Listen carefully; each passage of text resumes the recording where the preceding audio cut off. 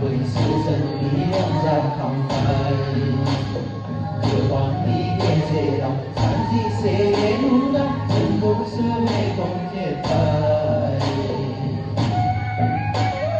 vừa còn đi kèm dễ lòng mà đây đúng vắng đúng lắm đừng cố xưa cứ sự thứ tay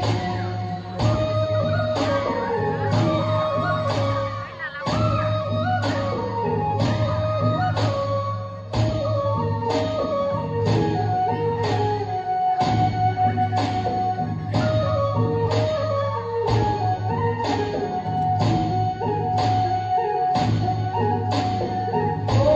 subscribe cho kênh Ghiền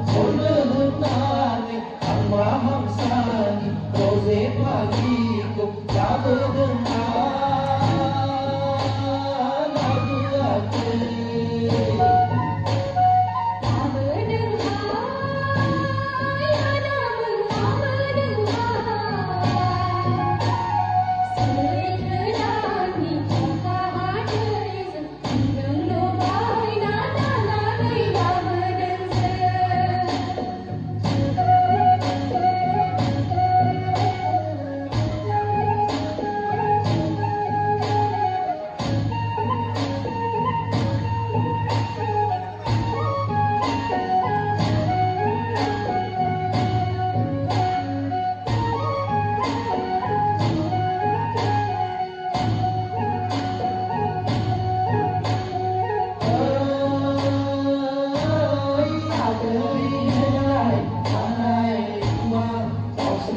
lỡ